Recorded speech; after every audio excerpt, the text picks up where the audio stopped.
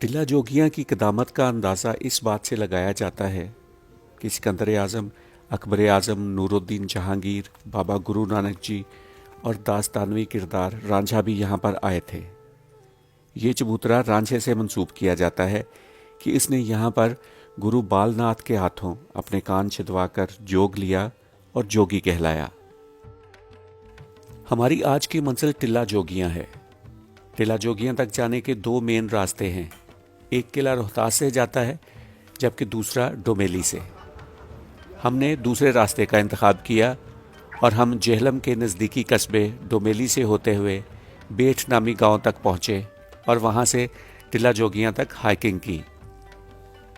इस्लामाबाद से टिल्ला जोगियां तक का सफ़र तकरीबन 4 घंटों पर मुश्तमिल है।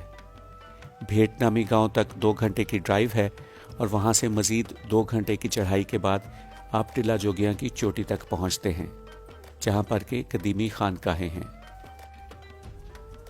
डोमेली से आगे गेतर तक सड़क नहायत शानदार और आरामदेह है, जबकि गेतर से भेट तक सड़क काफ़ी ख़राब और तंग है।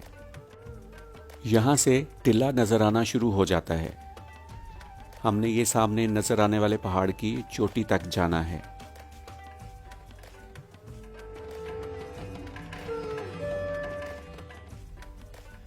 और यहाँ से टिल्ला जोगियां का ट्रैक शुरू होता है।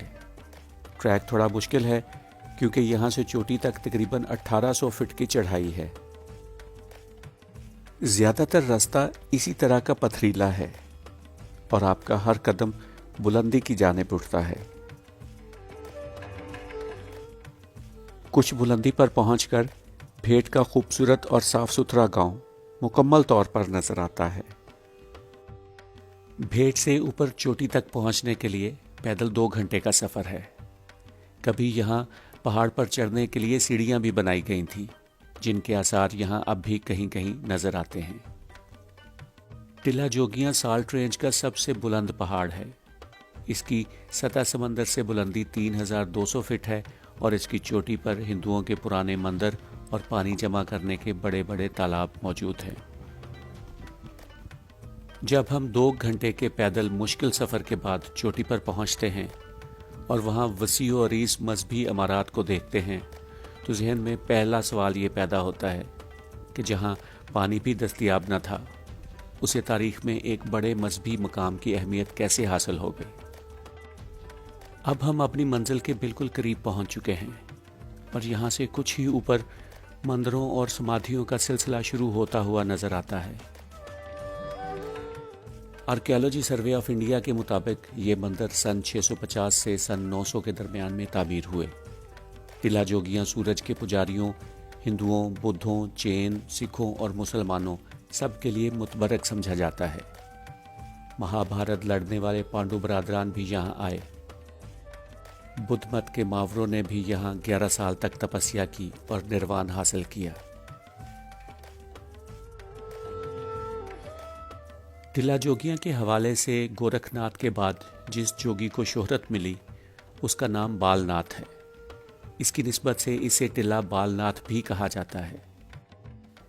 बालनाथ बहलोल लोधी के हम असर थे, जिनका अहद 1401 से लेकर 1489 तक का है। बहलोल लोधी बालनाथ से मिलने टिल्ला जोगियां भी आए थे और ये दौर जोगियों के अरूज का ज़माना था, जब यहाँ सैकड़ों जोगी कई कई माह गारों में चिल्लाकशी किया करते थे। दीना से टिल्ला तक लकड़ी के जूते पहने सुरख लिबास में जोगी ही जोगी नजर आते थे और यहाँ हर साल बैसाखी पर मेला लगता, जिसमें लोग जोगियों से फैज़ लेने के लिए दूर दराज से आया करते थे।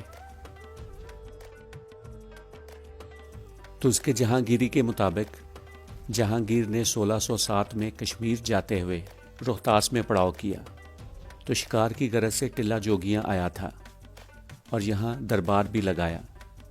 और अकबर आज़म के मुतल्लिक़ तो कहा जाता है कि वो 1581 में यहाँ नंगे सर और नंगे पांव आया था और जोगियों के गुरु से मुलाकात भी की थी। मुगलिया तर्ज तामीर का नमूना पानी का ये तालाब भी उसी दौरान तामीर किया गया था। आज ये मंदिर और समाधियाँ बहुत ही खस्ता हाल है।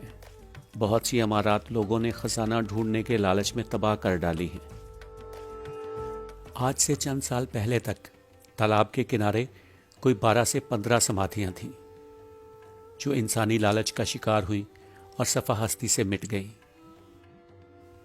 हमारे गाइड के मुताबिक लोगों ने खजाने के चक्कर में इमारतों की बुनियादें तक खोद डाली हैं। वज़ीर आज़म पाकिस्तान जनाब इमरान खान साहब ने हाल ही में टिल्ला जोगियां नेशनल पार्क का इफ्तिताह किया है, जिसका रकबा 1300 एकड़ पर मुहित है। उम्मीद है कि इस इलाके को नेशनल पार्क बनाने से ये आलमी तारीखी विरसा अगली नस्लों के लिए महफूज किया जा सकेगा। वीडियो देखने का बहुत शुक्रिया। अपना ख्याल रखिए। अल्लाह हाफिज़।